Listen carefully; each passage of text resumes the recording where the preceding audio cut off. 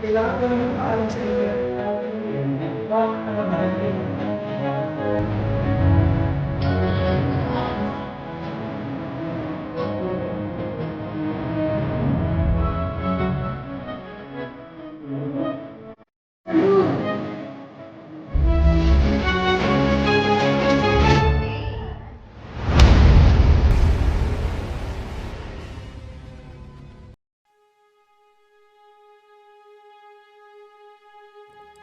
Mga pangarap, mga liwanag at dilim. Sa kapanahunan ng kadiliman, marahil ay maraming nagdurusa. Maraming natatahimik ngunit napapahamak. Oo, naninirahan takot at naghihinagpis. Hihintayin ko ang araw na itong lahat ay lilipas malayo sa kabiguan at pang-api. Kaya kayong mga kalaban ko, mga dayuhan, huwag niyo akong salingin.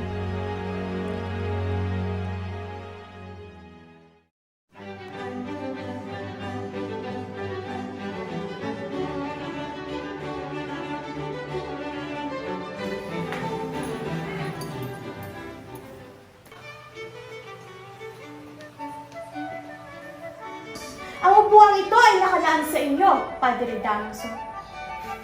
Para sa'yo talaga yan, Fray Sibila. Higit kayong nakatatanda, mataas ang inyong katungkulan at kapangyarihan. Hindi ako ganun katanda. Sa tingin ko, ang upuang ito'y para talaga sa'yo. Sapagkat ikaw ang pura ng bayang ito. Sumusunod lamang ako sa inyong Hindi ko inuutos! Hindi ko inuutos!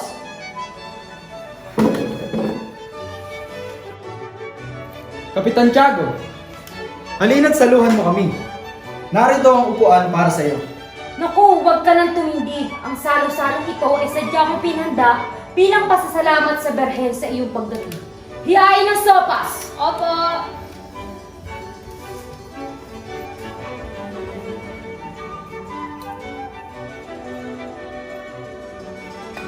Oy, oy, oy.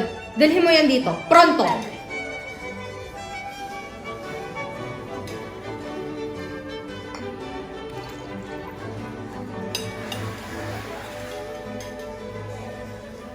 Sa lahat ng pagkain dito sa Las Filipinas, ang tinola ang aking paborito. Muy sabroso.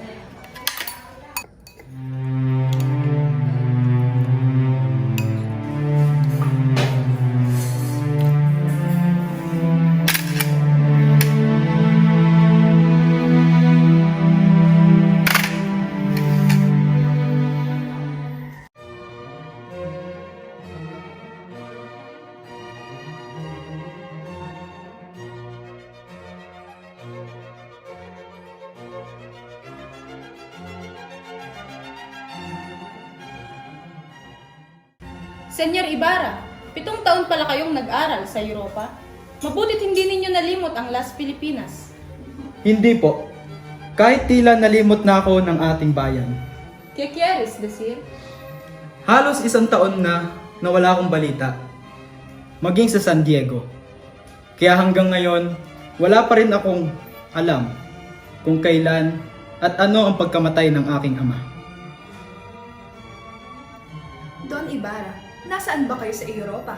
Tila hindi yata kayo nakakatanggap ng mga telegrama. Pedro Nemes, senyora, si senyora. Pero para hindi maging malungkot ang ating usapin, lalo na't nasa gitna tayo ng kasiyahan, ito na lamang inyong sagutin, senyor. Ano ang mga nakita ninyong katangi-tangi sa mga bansang inyong napuntahan? Ganyan ba ang epekto ng edukasyon sa Europa? Nauumid na ang dila na parang isang pipi. Napansin ko lamang na ang kaunlaran o kahirapan ng mga mamamayan ng isang bayan ay katimbang lamang ng kalayaan o di kaya ang kawalan nito. Sa mga bansang iyong narating, ano sa tingin mo ang pinakamaganda at tumatak sa iyong isipan? Yan lang ba ang natutunan mo sa Europa? Sa tagal-tagal mo doon, na ang laki ng ginugol mo, yan lang ang natatandaan mo? Huwag na po sana kayong magtaka kung gaya na lamang po ang trato sa akin ng ating mahal na kura.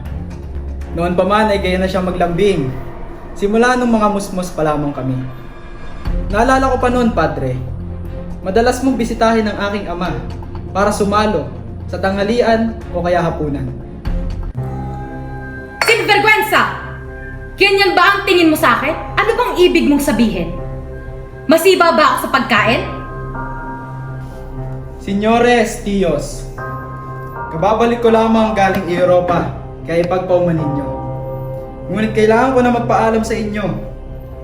Babalik na ako ng San Diego sa ikalawa para sa Todo Los Santos. Kaya't may kailangan akong tagpuin. Tumayo na lamang tayo, alang-alang sa Las Pilipinas at Espanya. Salud! Salud!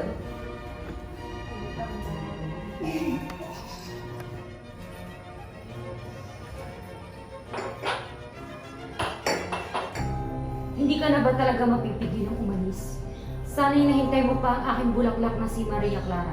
Alam kong matagal ka na nang hinihintay. Masama na ho ang loob sa akin ng praile. Babalik na lamang po ako bukas. Muchas gracias sa hapunan.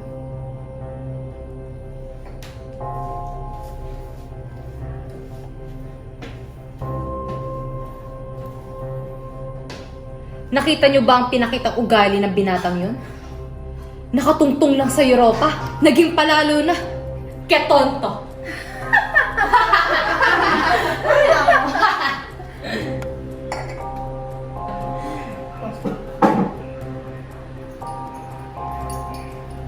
Bueno, yo iré primero.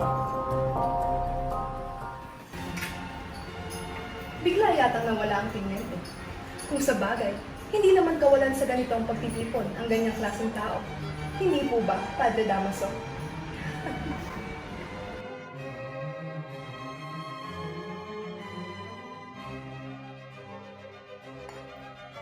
Sa lahat ng pagkakapat, hindi nakapitsa. Go!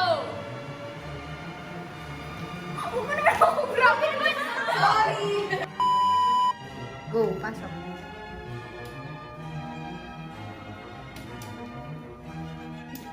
Balik na. Nilalangaw na, Pi. 1,